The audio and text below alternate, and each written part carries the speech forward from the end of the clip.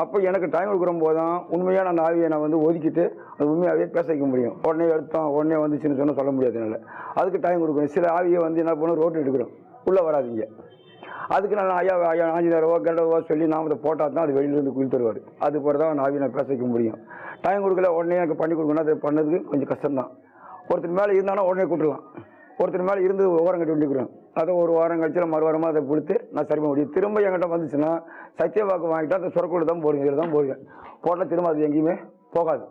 இதிலே அவர் எரிச்சிருவார். இல்லை நான் வந்து காசுக்கு பணத்துக்கு ஆசைப்படுறது இல்லை. ஏதோ உங்களால் முடிஞ்சால் தர்மத்துக்கு கொடுங்க, இல்லையா உங்கள் பிரச்சனை தீர்த்துட்டு போங்க, இல்லையா பஸ்ஸு காசு நானே கொடுத்துட்ருவேன். ஐயாவின் வழிபாட்டிடத்தில் அறிந்தும் அறியாமலும் தெரிந்தும் தெரியாமலும் செய்த தவறுகளை பொறுத்தருள வேண்டும் என்பதுதான் பிரதான வேண்டுகோளாக இருக்கிறது. அப்படி சரணாகதி அடைந்தவர்களை ஐயா கைவிட்டதே இல்லை என்கிறார்கள். இதைத்தான் ஐயப்பனும் வழிமொழிகிறார்.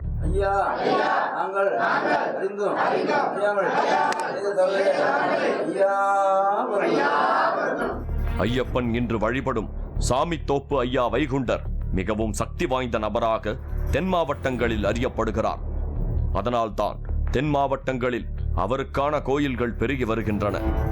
அவரின் கோயிலை தேடி வந்தாலே நோய்கள், மாந்திரீக பிரச்சனைகள் அனைத்தும் சரியாவதாக சொல்கின்றனர். கிபி 1809 ஆண்டு கன்னியாகுமரி மாவட்டம் தாமரை குளத்தில் ஐயா வைகுண்டர் பிறந்தார். பெற்றோர்கள் இவருக்கு முடிசூடும் பெருமாள் என்று பெயர் வைத்து அழைத்தார்கள். ஆனால் திருவிதாங்கூர் மன்னர் பரம்பரையை சேர்ந்தவர்கள் அந்த பெயருக்கு எதிர்ப்பு தெரிவித்ததால் முத்துக்குட்டி என பெயர் மாற்றம் செய்யப்பட்டார்.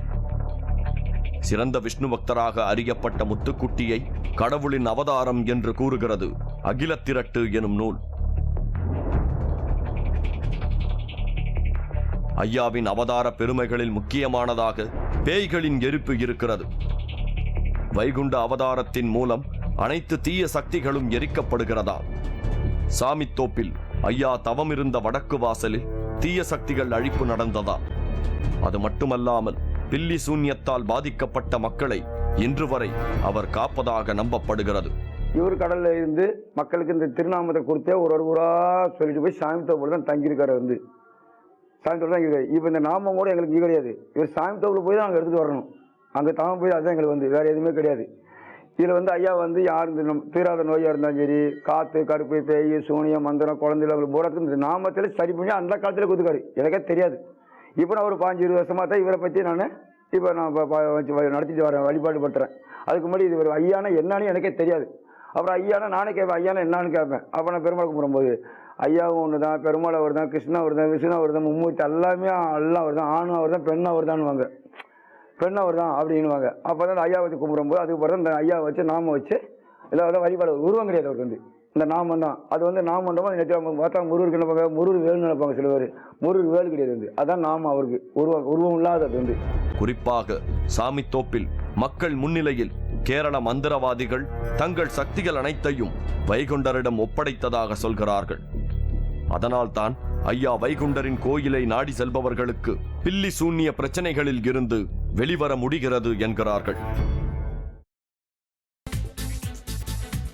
புதினா போண்டா தேவையான பொருட்கள்: புதினா 1 கட்டு, பாசிப்பருப்பு 100 கிராம், துவரம் பருப்பு 50 கிராம், உளுத்தம் பருப்பு 2 தேக்கரண்டி, கடலை பருப்பு 2 தேக்கரண்டி, பச்சை மிளகாய் 2, இஞ்சி சிறு துண்டு, தேங்காய் துருவல் 1 கப், சீரகம் 1 தேக்கரண்டி, எண்ணெய் தேவையான அளவு, உப்பு தேவையான அளவு.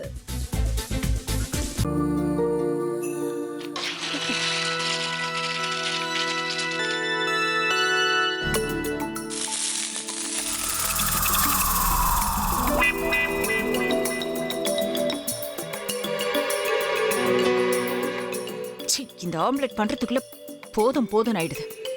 தவையோட ஒட்டிக்குது.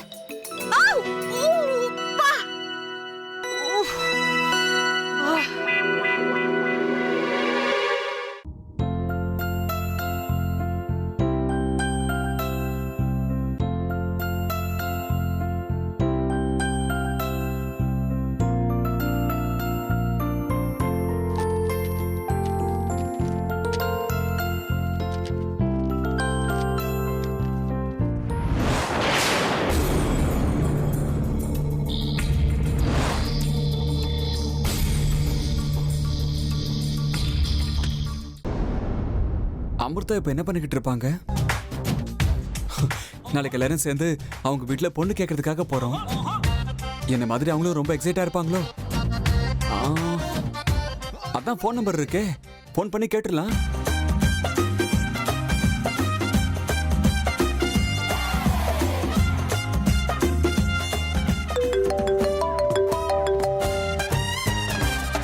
ஹலோ.